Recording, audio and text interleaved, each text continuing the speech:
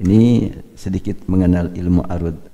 Kalau syair kan begini ya. Ini awal terus begitu. Nah, ketika di sini walastu. Di sini walastu ubali hina uqtalu musliman. Ala sama. Harus begitu. Kalau di awal harokat-harokat sukun, di sini juga harus begini. Kan enggak gampang tuh. Walastu ubali hina uqtalu musliman ala ayyi janbin kana fillahi masra'i. Harus begitu. Nah, walastu ba. Di sini juga berikan ala ayyi janbin ka sama. Oh, luar biasa. Para penyair itu adalah seniman, musisi semuanya. Para penyair pasti ahli musik. Makanya saya tidak ragu menyatakan bahwa semua penyair Arab yang betul-betul penyair ahli musik. Walaupun tidak ahli pegang alat musik. Boleh jadi nggak pernah megang alat musik, tetapi mengikuti para penyair terdahulu itu ada aturannya itu. Jadi fa'ulun mafa'ilun begitu. Ada lagi mustafilun, ada lagi mustafilun fa'ilun, ada lagi fa'ilatun sampai 16 nada. Saya dulu pernah bikin, ya bukan syair ya, syair-syairan lah ya. Tapi ya itu untuk ujian. Saya ujian ilmu arud, ada satu aturan yang saya enggak ada syairnya yang hafal. Bikin aja sendiri. Yang kira-kira pas nadanya. Ya alhamdulillah. Saya ujian ilmu arud, ujian ini sekali ujian nilainya saya alhamdulillah imtiaz untuk ilmu arud. Persiapan menghadapi ujian, saya hafalkan istilah dalam ilmu arud, dihitung-hitung ada 120 istilah. Ya, harus dihafal kalau mau lulus. Umpamanya, ini namanya sodar, ini namanya ajaz. Itu istilah itu. Huruf di akhir namanya qafiyah. Itu istilah yang kayak gitu tuh. Semuanya sampai 125 istilah. Saya punya teman orang Sudan. Saya kalau belajar mudzakarah itu sama orang Sudan. Biar saya ngobrol pakai bahasa Arab. Kalau ngobrolnya, kalau belajar bersamanya sama orang Indonesia, pasti ngomongnya aing sia.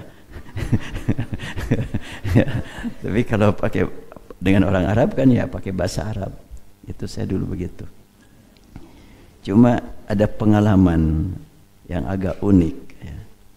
Sedang serius saya baca buku, kemudian dia dengar, kadang-kadang dia baca, saya dengar, biar enggak ngantuk giliran baca gitu.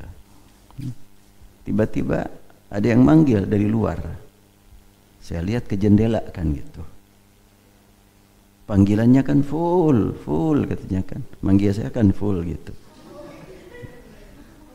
Makanya saya keluar dari jendela, ayo ngobrol sebentar.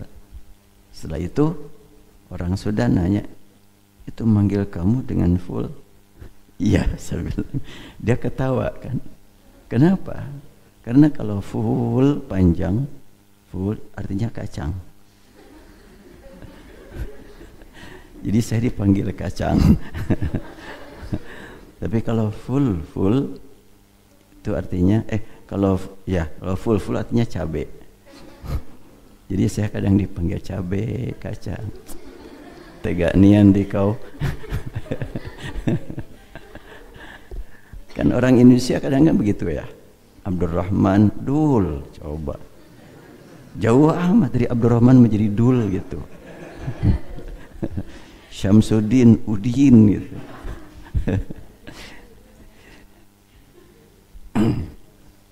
Nah, Itu masih ingat saya tuh dulu itu. Walau alam itu. Nah orang Sudan tadi buku pelajaran itu dihafal. Ilmu arud dari kulit pertama, halaman pertama sampai halaman terakhir dihafal oleh dia. Contoh-contohnya dihafal. Tapi dia nggak ngerti. Dihafal aja.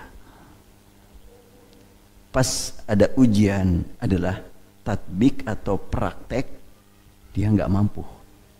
2 kali ujian gagal terus ilmu arudnya dia. Pada orang Arabnya, berarti dia tidak punya jiwa seni. Maka tidak paham ilmu arud.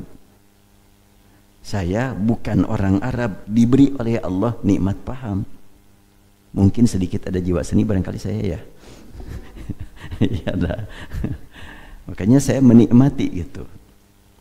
Oleh karena itu jangan sampai kita pandang kalau ada pertanyaan disampaikan kepada orang Arab. Tuh orang Arab jawabannya begitu. Ya di bidang apa ahlinya dia? Kan saya lihat di YouTube pertanyaan kepada tampilan orang Arab, ditanya pakai bahasa Arab, apakah benar di dalam Al-Quran ada ayat atau ada surat yang sesuai dengan musik, yaitu Asy-Syu'ara? Dia bilang dia bukan ahlinya, nggak ngerti. Walaupun dia orang Arab, mungkin dia di bidang yang lain mendalam, tapi di bidang ini dia bukan ahlinya. Ya harus tanya kepada ahlinya. Fas'alu ahla dzikri in kuntum la ta'lamun. Dan ahli di situ tidak sekedar otak, tapi keilmuan yang betul-betul dijadikan ilmu untuk kepentingan ibadah. Kenapa Al-Quran menyatakan fas'alu ahla dzikri, bukan fas'alu ahlal ilmi? Tapi ahla dzikri. Artinya orang banyak zikir dengan ilmu, itu ahli zikir namanya.